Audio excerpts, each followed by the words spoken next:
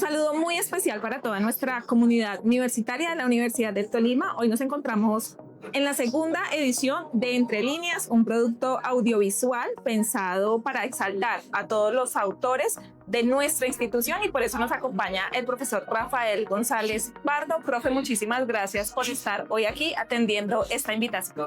No, Angélica, muchas gracias a ti. Muy contento de estar en esta segunda edición de esta nueva capítulo que está en este proyecto que me parece tan importante, porque precisamente parte del trabajo que hacemos aquí tiene que ver con la difusión del conocimiento, que es una de las grandes debilidades que tenemos normalmente a la hora de pensar proyectos académicos como los que hoy vamos a hablar.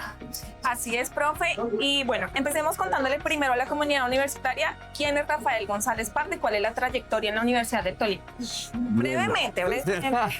Nací en Milán. Rafael González Pardo, comunicador social de la Universidad Javeriana, magíster en territorio, conflicto y cultura de acá de la universidad, doctor en comunicación de la Universidad del Norte. Llevo pues una vida siempre larga desde muy joven en la universidad. 9 años fui director de la carrera de comunicación social, periodismo. Luego me fui a hacer mi doctorado en Barranquilla, pues me gané una beca con MinCiencias y duré casi 5 años por fuera de la universidad y regresé. Y bueno, tuve el honor de ser el decano en la Facultad de Ciencias Humanas y Artes durante 3 años. Y a partir de ahí pues he venido consolidando varios de los procesos académicos que desde el doctorado particularmente he venido ejerciendo, como la publicación de artículos, la publicación de libros, algunas ponencias, y pues un convencido de que la academia es el lugar indicado para transformar sociedad, un convencido de que debemos dialogar entre 4 actores muy importantes de cualquier sociedad, que es la universidad, el sector educativo, el sector estatal, el sector productivo, el sector empresarial y por supuesto el sector de la comunidad. Entre estos 4 grandes frentes es que se deben pensar proyectos de transformación de región. Por eso hoy estoy dedicado también a trabajar desde el Comité Universidad Empresa Estado y bueno, productos como el que hoy estamos hablando son diagnósticos que nos sirven para tomar decisiones. Listo, profe. Ahora sí, entrando en materia y hablando particularmente de ese diagnóstico que tú estás diciendo, este libro, el último publicado con la editorial de la Universidad del Tolima, denominado Pensamiento Comunicacional Latinoamericano, abordajes y recorridos de la investigación científica. Cuéntanos un poco de él, de qué trata el libro, con qué propósito además escribió. Bueno, pues yo cada vez que veo ese libro, eso es un libro que no es producto solo mío, sino es producto de la inversión que hizo mi familia, mis amigos, mis profesores, mis colegas, porque es producto de mi trabajo doctoral, mi tesis doctoral. Yo recuerdo cuando ingresé a hacer mi doctorado, el primer día de clases cambié mi tema de investigación. Yo venía trabajando representaciones sociales del territorio de la maestría, pero yo ya había dado las representaciones sociales. Entonces, hablando con mi director de tesis, me dijo: ¿usted qué lo apasiona? Y yo decía: venga, hay una atracción a las redes académicas. Tú sabes que actualmente soy el presidente de la Federación Latinoamericana de Facultades de Comunicación y me apasiona también todo lo que tiene que ver con la concepción teórica de la comunicación. Entonces él me decía: venga, a mí, ¿por qué no pensamos en cuáles han sido los recorridos del pensamiento comunicacional desde los paradigmas fundacionales de la comunicación, que tú los conoces muy bien, los estudios culturales, el funcionalismo, el estructuralismo, pero también desde otras miradas? Entonces está la mirada norteamericana desde Robert Craig, está la mirada también desde Jesús Galindo, que habla de los pensamientos. Entonces hay varios autores, no solamente latinoamericanos, sino de Europa y del norte global, que han venido reflexionando de cómo se ha estudiado la comunicación. Sin embargo, yo dije, bueno, pues sería muy interesante que pudiéramos entender esos desarrollos del pensamiento comunicacional.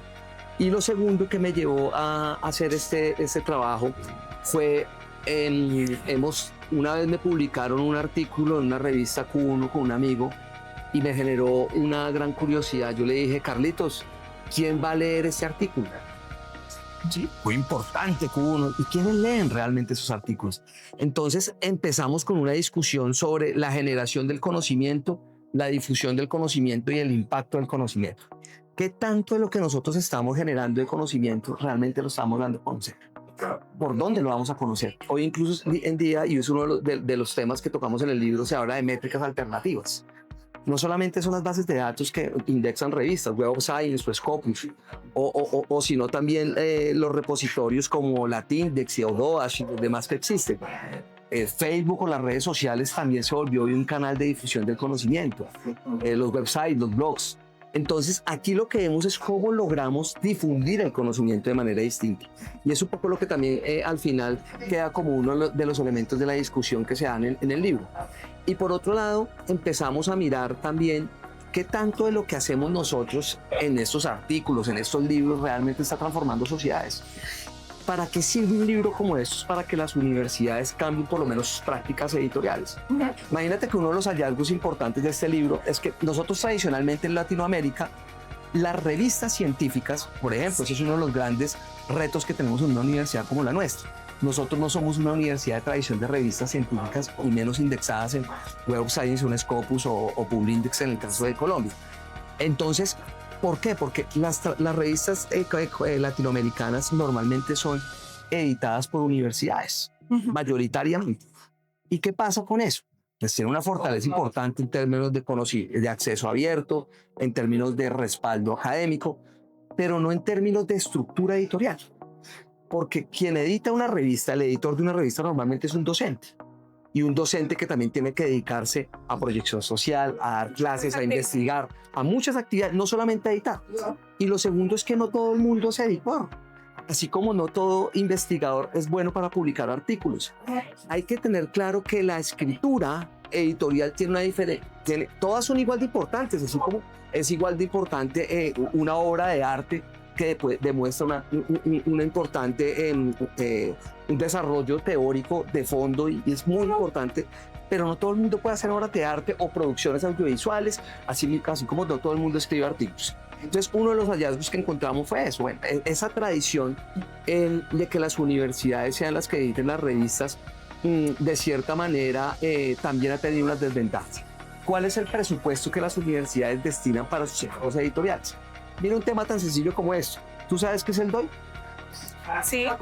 Es como la cédula, sí, el código con el que se identifican los artículos. Ajá. Nosotros encontramos, pudimos evidenciar y demostrar que la mayoría de nuestras revistas en Latinoamérica no tienen la tradición del DOI. Ok. ¿Sí? Entonces, que es la forma en que tú identificas, es el documento de identidad de un artículo que permite además medirlo, que permite identificarlo, ver cómo se mueve. Y uno de los grandes problemas que vemos es que ese DOI tiene un costo. Entonces, ¿cómo logramos también presupuestar y que las instituciones tengan en cuenta eso? Dos, el tema de los diseños. Cuando estuve de decano en la Facultad de Ciencias Humanas y Artes, el poder contar con un equipo de diseño, un equipo que montara la web, un equipo que hiciera corrección de estilo, los pares ciegos. Entonces, nosotros tenemos en Latinoamérica un exceso de voluntariado. Todo se hace gracias al apoyo. Entonces es el profesor que pone de su bolsillo para el diseñador, es el profesor que a veces también, lo sé porque nos tocó con el profe Lisandro cuando estuvo editor de una de las revistas de la facultad. Entonces eso es un poco lo que hay que cambiar, hay que darle una estructura editorial sin perder que sean las universidades las que tengan ese liderazgo. Entonces este trabajo que tiene, digamos, tres grandes apartados de mi óptica. El primero es hacer un análisis de todo el recorrido conceptual de lo que ha sido el pensamiento comunicacional en Latinoamérica. ¿Cuáles han sido las corrientes teóricas? Históricamente, en un periodo de tiempo en que nos hemos centrado, en qué teorías, en qué autores, en qué libros, ¿sí? Y sobre eso, entonces ya nos metemos en el tema ya bibliométrico y cienciométrico, que es hacer un análisis ya propiamente de las revistas científicas. Entonces cogimos las revistas latinoamericanas, entonces empezamos a darnos cuenta que en las bases de datos hay duplicidad, la información no está actualizada, entonces también hay un problema en las bases de datos. Sí. Y entonces lo que hicimos fue, a partir de unos criterios de inclusión y exclusión, escogimos una muestra. ¿Cuáles eran las revistas que están en Emerging? ¿Cuáles las revistas que están en Web of Science? Primer hallazgo. Tú sabes que en comunicación solamente hay 2 revistas en el mundo en español que están indexadas en Web of Science. Solo 2 en el mundo son españoles. En Latinoamérica no hay ninguna. ¿Sí? Entonces, ¿por qué? Porque otro hallazgo es la barrera idiomática. ¿Qué tan complejo es que a nosotros nos lean en español? Autores como Antonio Pascuali o el mismo Luis Ramiro Beltrán les tocó empezar a escribir en inglés para que en otras partes del mundo les interesara qué estábamos pensando nosotros en el sur. Entonces, eso de cierta manera nos permitió definir un número de revistas para analizarlos a partir de varias variables. Pero bueno, no sé si voy hablando mucho y te dejo hablar poco. Excúsame, me voy apasionando con el tema. No, sin lugar a dudas, además es uno de los temas que me apasiona, por supuesto, por el resorte y mi formación. Pero tengo una pregunta como para ir cerrando también un poco, porque entonces nos vamos a dejarle como las ganas de leerle a los que nos están escuchando, profe. La idea es que se interesen y lo lean. Pero un poquitico también, profe, me preguntaba mientras tú hablabas, este libro quizá puede proponer estrategias de contenidos para la comunicación de la ciencia, porque veo entonces que hay un poco quizá el vacío de cómo comunicamos ciencia, ¿cierto? Lo que tú estabas diciendo en principio. En efecto, hay docentes que generan mucho conocimiento con sus investigaciones, muchas de ellas pues de ciencias exactas, matemáticas, que son un poquitico, digamos, en términos de lectura más engorrosas o más densas, ¿sí? De comunicar, porque ese es un reto también que tenemos los profesionales de la comunicación, y es cómo, digamos, generamos unas estrategias comunicativas, pedagógicas, para que la comunidad pueda acceder a la información y digamos que se quede con la información, porque en efecto el investigador me dice, Angélica, este es el resultado de mi investigación, públicalo, y así como me lo pasó yo lo publico, pero así lo está comprendiendo la comunidad universitaria. Sí, de acuerdo, mira,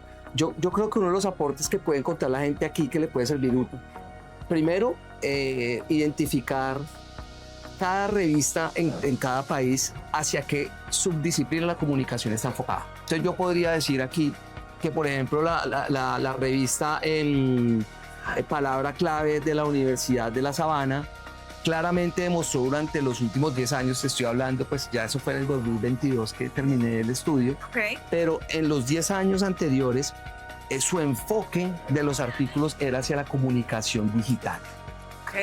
Entonces, cualquier persona que quiera saber, hombre, mi tema es comunicación para el desarrollo o mi tema es radio, ¿cuál revista está enfocada hacia allá y de qué país? Entonces, eso es lo primero. Lo segundo es que cuando yo voy a hablar de una temática en particular de la subdisciplina, ¿cuál es la temática que más se cita? Por ejemplo, nosotros tuvimos aquí un hallazgo interesante, y es que acá hay otra Latinoamérica que es Brasil. Entonces, si quieren identificar cuál es la metodología, cuál es el autor que más se cita, cuál es la teoría que más se cita en las revistas, cuál es el género de los autores, una serie de variables que va a ser útil para los que quieren reflexionar sobre comunicación. Y segundo, desde aquí se pueden hacer se pueden hacer de manera convergente productos que se puedan volver infografías, que se puedan volver podcasts, para que la gente de cierta manera pueda entender un poco más cómo es el quehacer de las revistas científicas en Latinoamérica. Profe Rafael González Pardo, quisiéramos... Gracias por no decir por quedarnos hablando más de este tema tan apasionante. Por supuesto, a nosotros nos interesa muchísimo, pero bueno, el tiempo es corto. Ya tú sabes cómo es esto. Muchísimas gracias por aceptar nuestra invitación, y por supuesto una invitación también muy especial a toda la comunidad universitaria y específicamente quienes hoy se están formando como futuros comunicadores sociales, periodistas, a leer este libro que seguramente les va a servir muchísimo en su ejercicio profesional. Profe, gracias por estar con nosotros. No, muchas gracias, invitados a leer el libro y los demás textos que están en mi Google Scholar, y a seguir también las redes. Cualquier debate y cualquier reflexión que venga, bienvenida siempre. Nos vemos en la siguiente edición de Entre Líneas.